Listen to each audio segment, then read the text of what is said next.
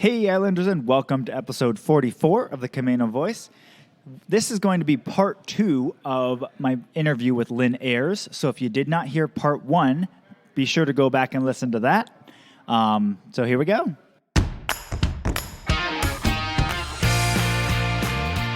Hi, I'm Brandon Erickson, and you're listening to the Camano Voice podcast, where I interview folks around Camano Island and beyond.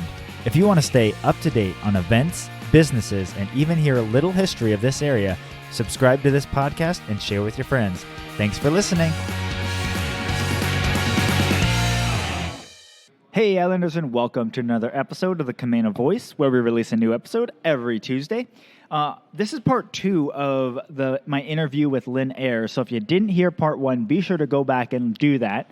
Part 1 covers kind of her history, her work history, and where she started and then where she ended up. And then this episode is going to dive into how she actually got started with the Stanwood Camano Food Bank and how they've reacted to COVID and how that's affected them. So be sure to listen, and thanks, guys. Yeah. So then when did you get started with the Stanwood Camano Food Bank then? Well, my neighbor, she was part of the board of directors, and she said, I would really like you to come and help out. And it was during a holiday serve. So Thanksgiving and Christmas, we do holiday baskets. And I didn't even know we had a food bank, to be honest. I lived here, and I had no idea. So this was in 2012. And it was right after Jeannie had died. Jeannie was the founder of the food bank and thrift store. And so the volunteers, were still kind of reeling from that. And I helped out with a Thanksgiving serve, and I was hooked. I never looked back. It was an experience that, I don't know, it just tugged at the heartstrings. And the volunteers that were involved were amazing people, and the sense of community and the sense of doing something that was important. And what I noticed, and I opened my big mouth because I'm a fixer, the way people were checked in was on index cards. So there was an index card for every member, and there would be different colors of ink, and there would be stars, and there would be stickers to designate things about this family. And I mentioned to the volunteer next to me, hey, I see they're doing index cards. If someday they wanted to computerize this, use technology, I bet we could make this more efficient and easier for the volunteers and for our members. And she kind of shook her head and nodded. And that was the last I'd heard of it. And then in 2013, right after the holidays, I got a call.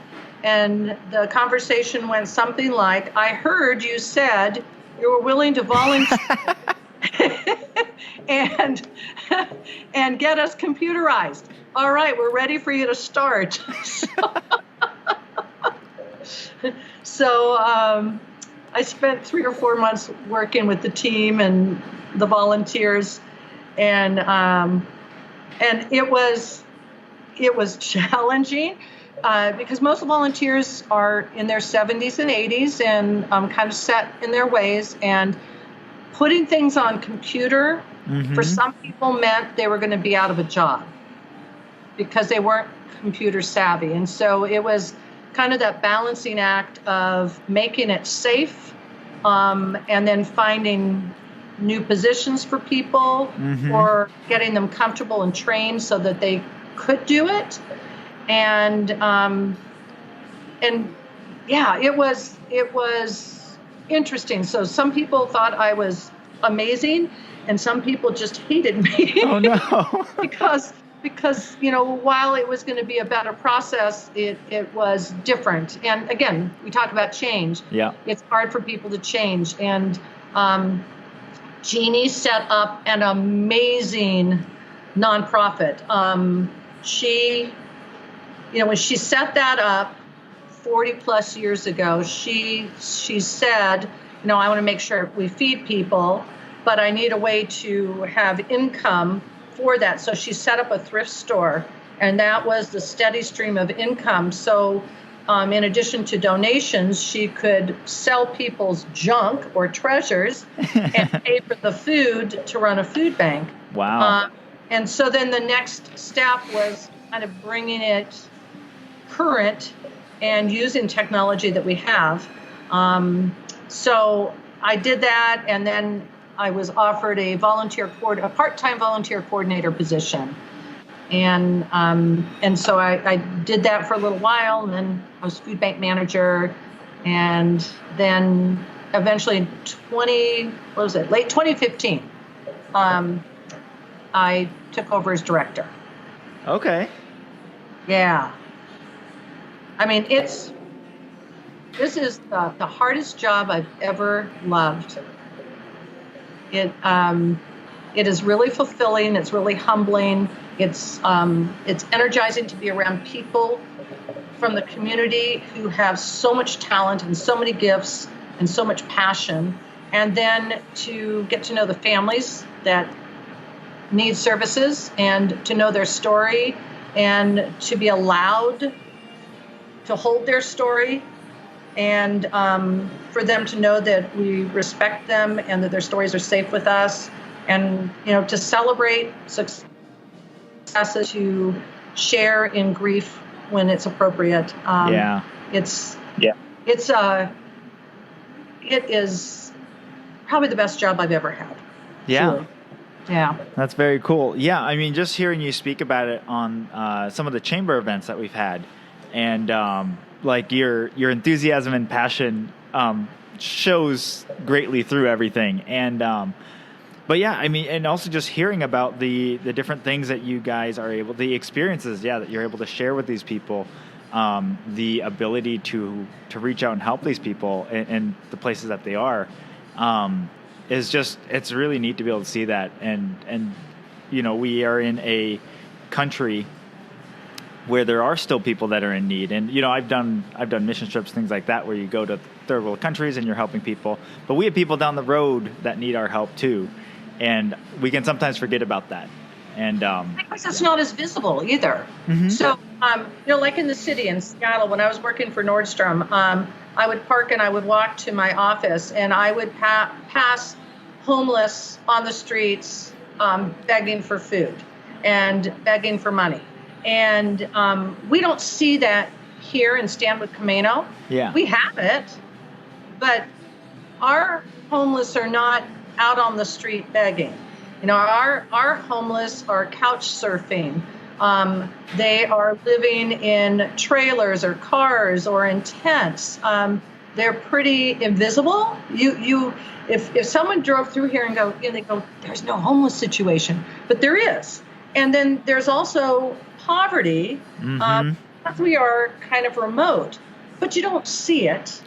Our families are very proud, and our families are working really hard to try to make things work. And so it's not visible, and that's probably the hardest thing. That's when, again, for 7 years, I had no idea that there was a food bank here. Mm-hmm. And it's because I didn't see the need, and I also didn't investigate. I wasn't curious enough to investigate.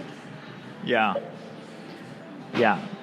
No, it's definitely, and I think something, my wife is very compassionate and definitely is able to seek that out and find people that are in need locally within our community as well.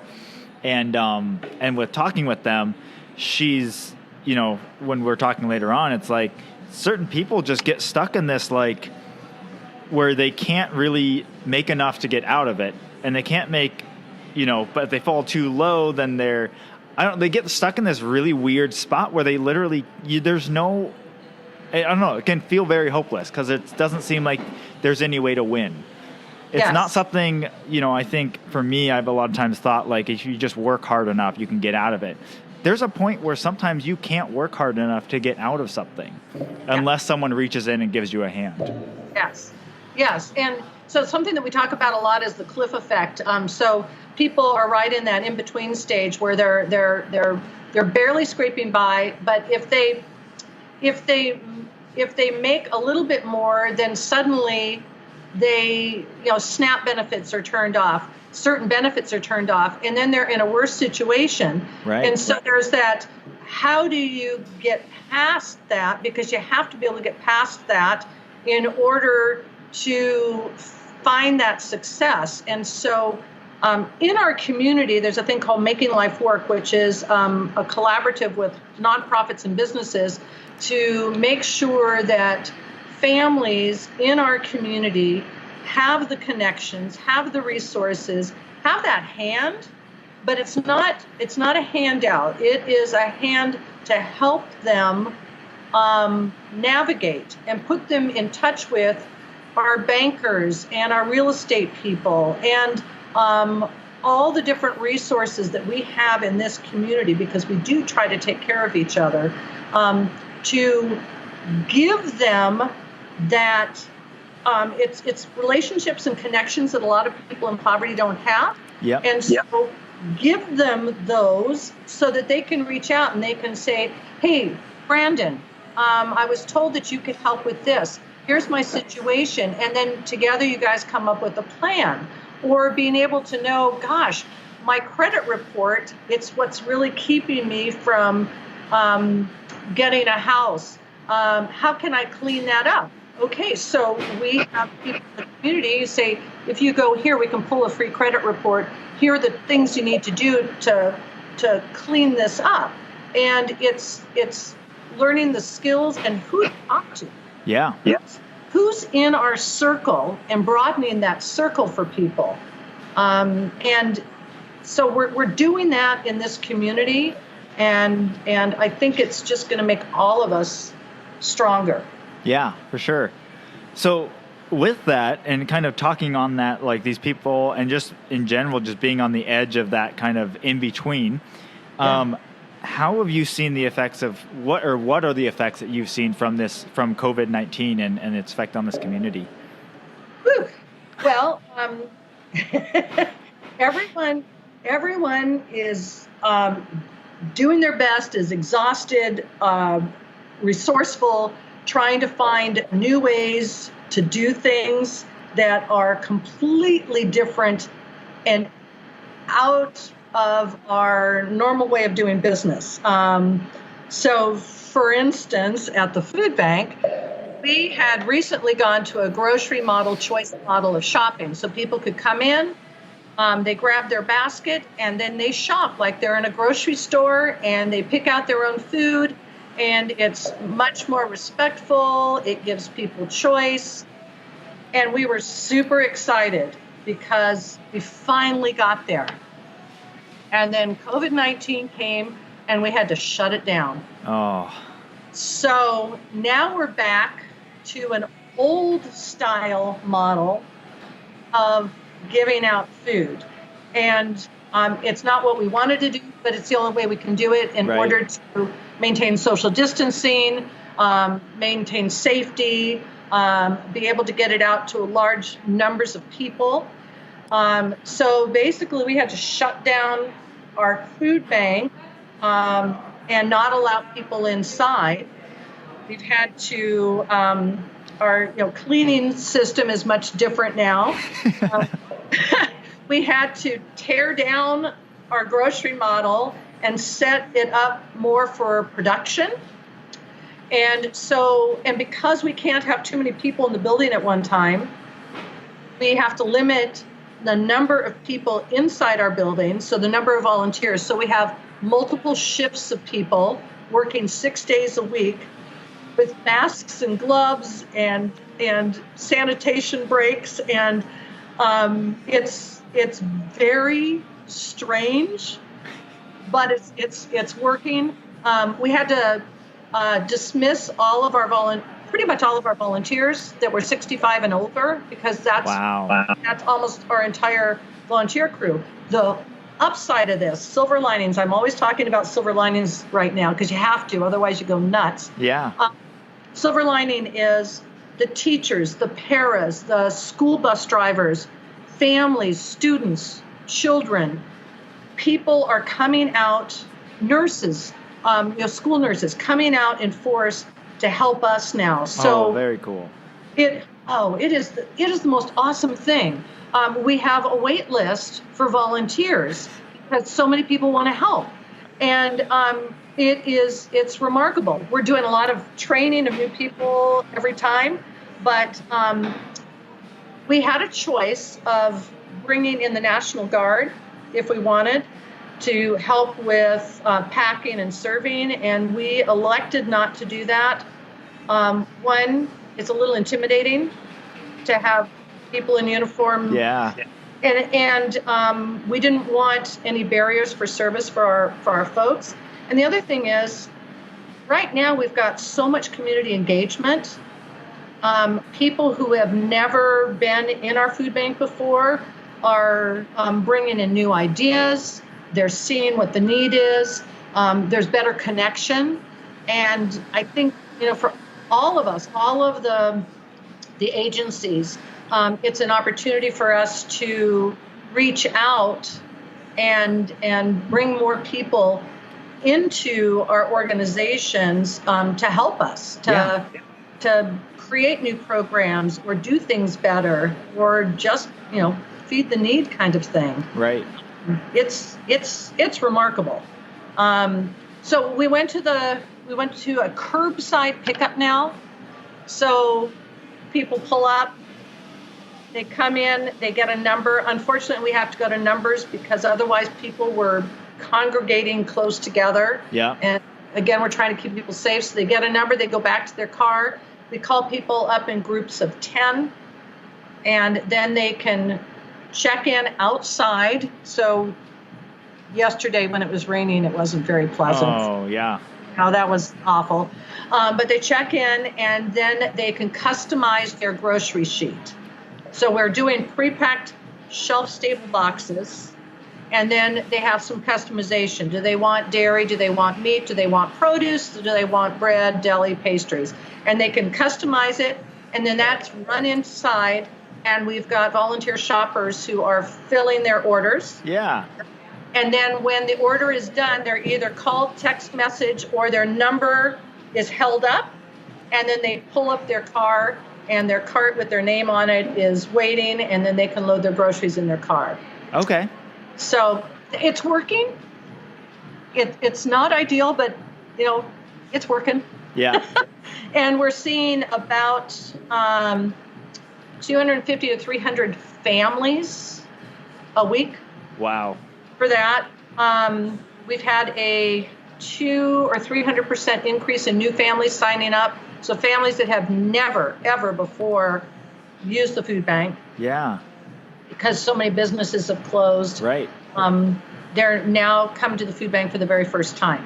And that's a scary experience. It's, no one wants to do it, and right. And trying to make people as comfortable as possible. What else did COVID-19 do? COVID-19.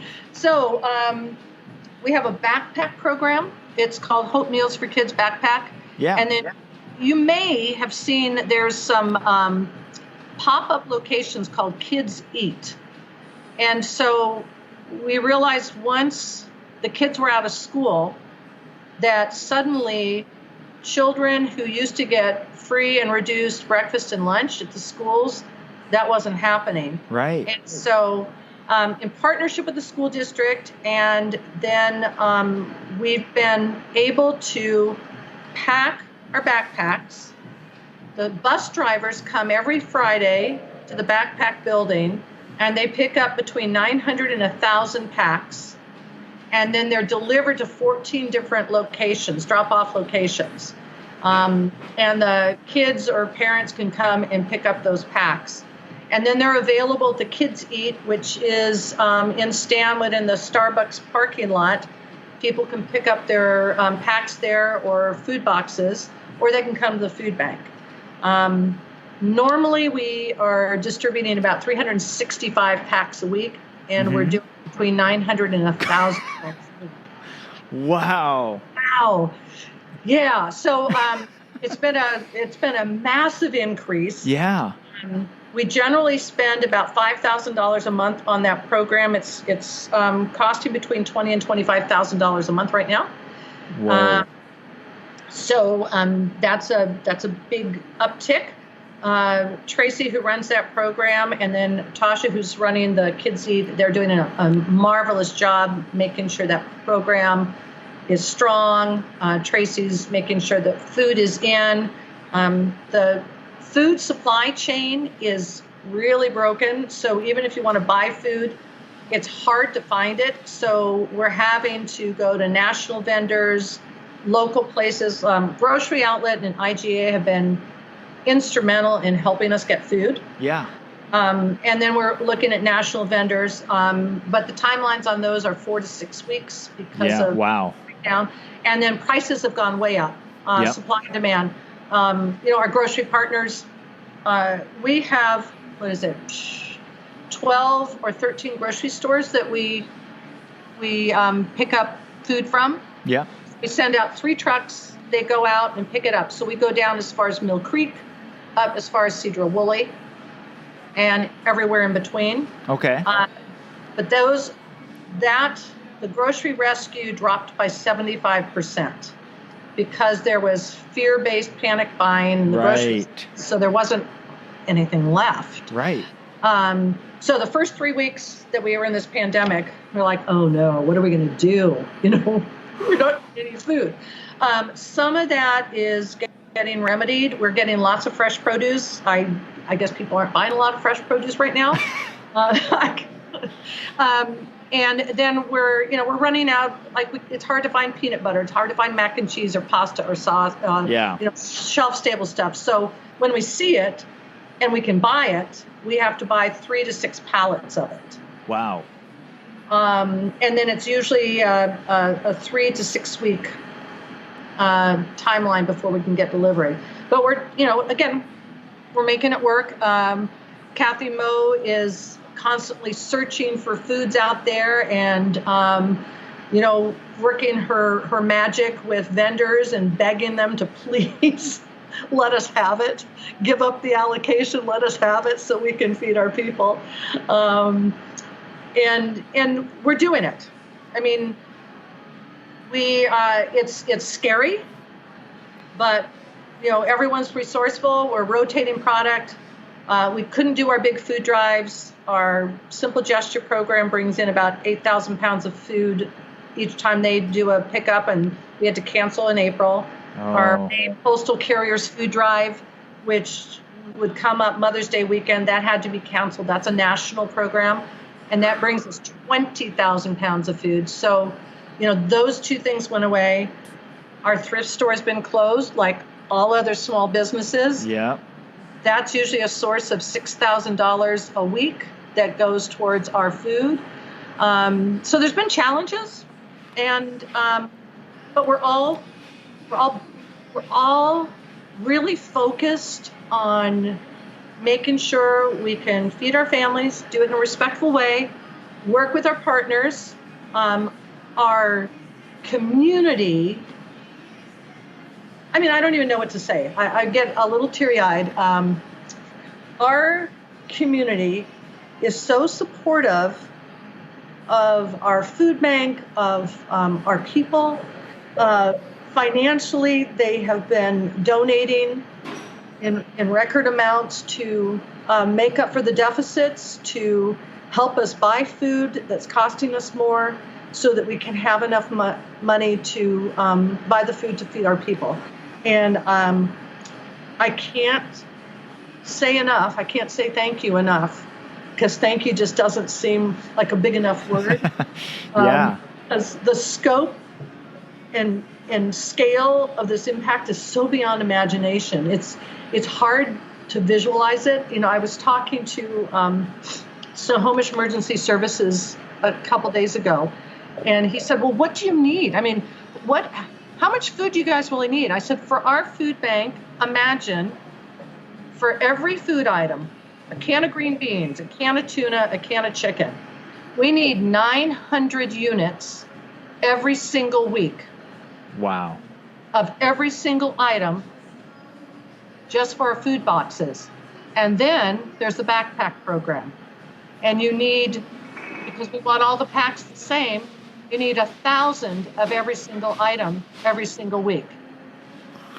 So, I mean, it's kind of mind-boggling when you think of how much it is.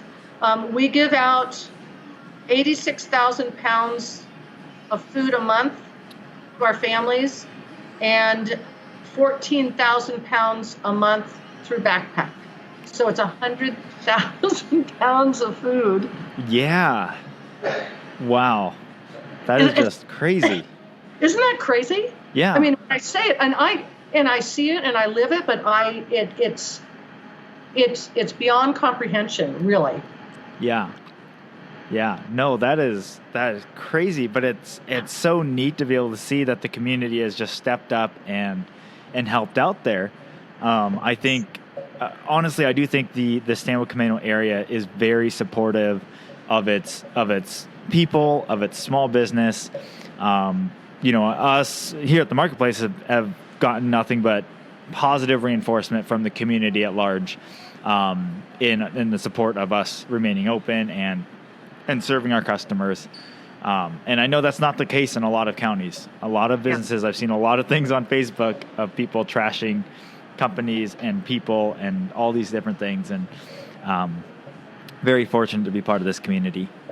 We do. I think because we're a little isolated, we're island, Snohomish, and almost Skagit. We're that little pocket. We're kind of in this no man's land, and we as a community have always taken care of each other.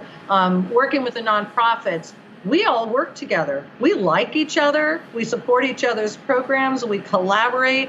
We want everyone to be successful. And then as a consumer and a resident here, our small businesses, I mean, that's what makes this a community. Yeah.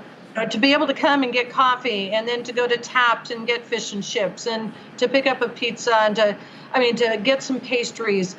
We need our small businesses to be able to open up. Mm-hmm. And I think all of us, we want everyone to be successful. We want to be cheerleaders and say, hang in there, come on, please reopen. Because if our businesses don't reopen, it's not going to be the same community. Yeah. And we want that. I mean, we want everyone to thrive, right? Yeah, for sure.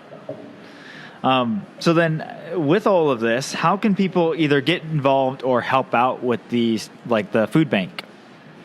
Well, so here's what I would say. I would say all the nonprofits, including us, need financial donations. We can make your dollar stretch. So for us, we can buy food at 3 cents a pound from Food Lifeline. And actually right now, we can buy it for 0 cents a pound. So if financially, that's a great way for us, but all the nonprofits, they can put dollars to work better at this time than anything else. As far as volunteering, all of us need volunteers. I know that we have a massive need for volunteers. If we don't have volunteers, we can't open our doors.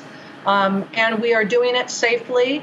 And so, but people have to be under 65 in order to volunteer until things open up again and people are comfortable.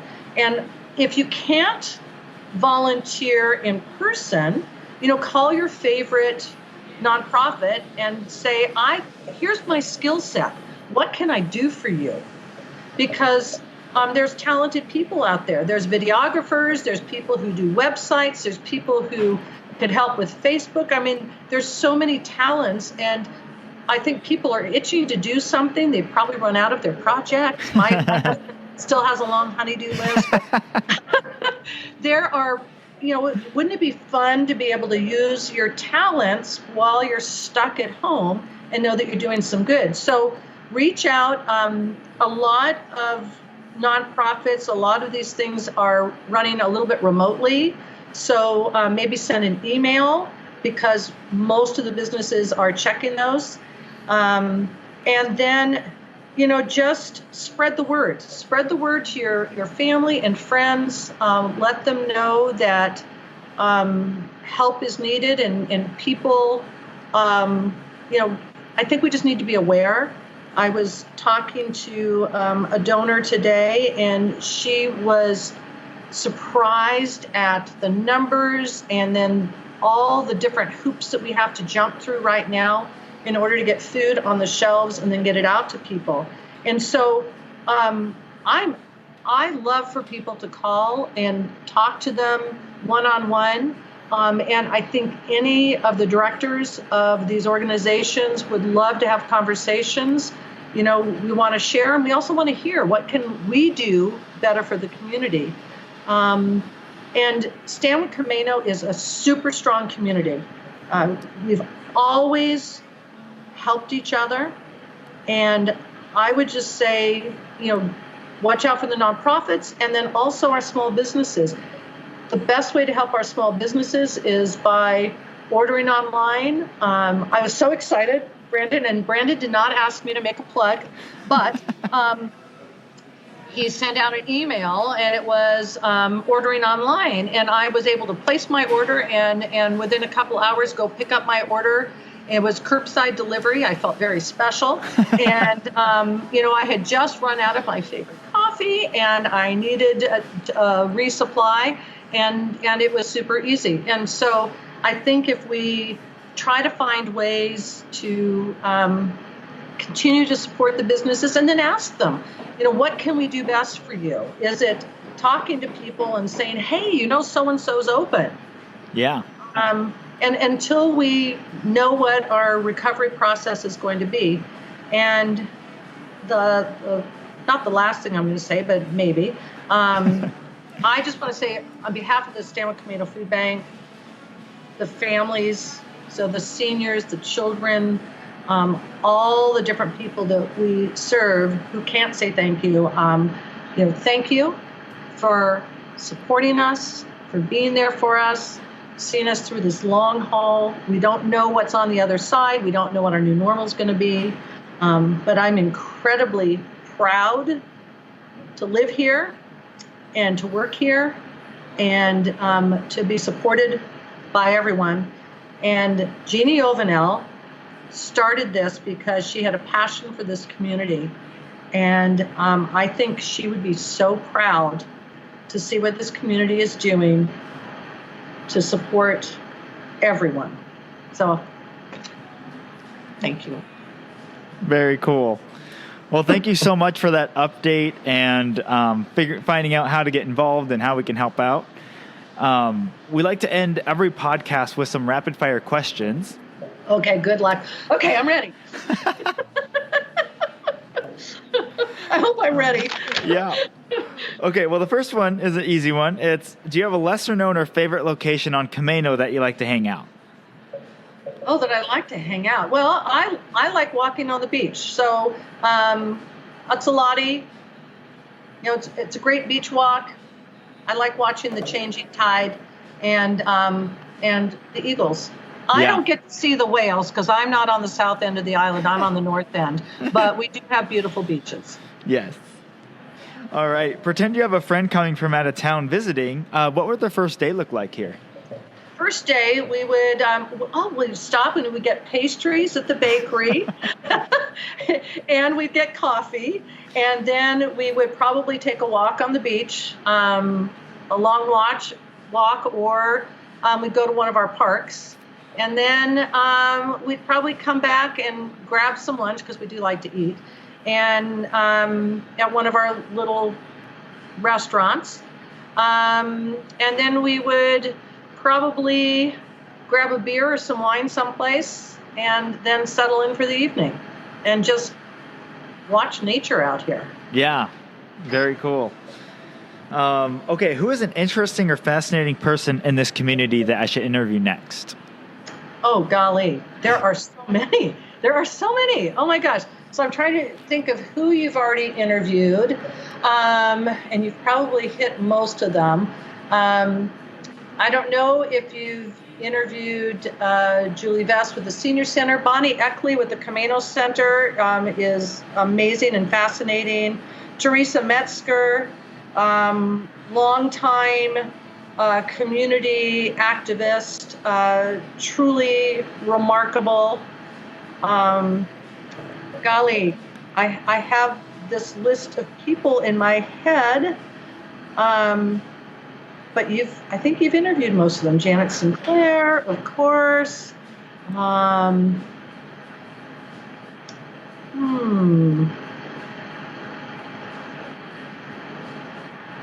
I know you've already done the Heagles. Yeah. You've already done my husband. I mean, he is the most interesting character in our community. Oh, that was so much fun. Loved hearing his background, too, in communication and stuff. Yes. He has a wild background, and he has quite a few stories. Yes. I'm sure there's more stories we didn't get to. So well, I'm sure there is. You know what? You could talk to him for a year, and he would never repeat the same story twice. So if you're ever bored, talk to him. Yeah, I love seeing him and talking with him. All right. And lastly, if you could have a message on a billboard on Camano Island right as you're driving up the hill, what would that say? It would say, it'd say, thank you, Camano, for caring about your community. Yeah. Yeah. Very cool. Yeah. It really is a special place to be a part of. Yeah. We are very lucky. We're very blessed that we can live here, work here, and hang out with great people. Yep, for sure. All right. Well, thank you again. Thank you so much for everything that you are doing in the community, with the food bank, with everything, and adjusting. It's really, we really appreciate everything you do for this community and helping out so many different people. Well, thank you very much. And I will just say these are my last words. It's really about the volunteers, and then there is the most amazing staff of people. So I'm going to do a quick shout out to Kathy and Wendy and Kirill and Tracy and Diane and Julie, because they are making everything work under extraordinary circumstances, and they are risking their health to do this really important work, and just a big thank you. Very cool. Thank you so much for joining me on the podcast today. Thank you, Brandon. Appreciate it. All right, and Islanders, I will talk to you on the next one. Well, a big thank you to Lynne Ayers for joining me on the podcast, and thank you for listening to part 2 of the podcast. It was fun doing the first part 1 and part 2 of a podcast. And again, I just want to reiterate a big thank you from the Stanwood Camano Food Bank and Lynne for the support that this community has given to them during this really difficult time, and just how appreciative they are for everything that this community has done for them. For more information on this episode, or to listen to part 1, if somehow you got here and haven't listened to that, you can go to camanocommons.com/EP44. That's camanocommons.com/EP44 to get all the information from this podcast. Thanks for listening, and see you next time.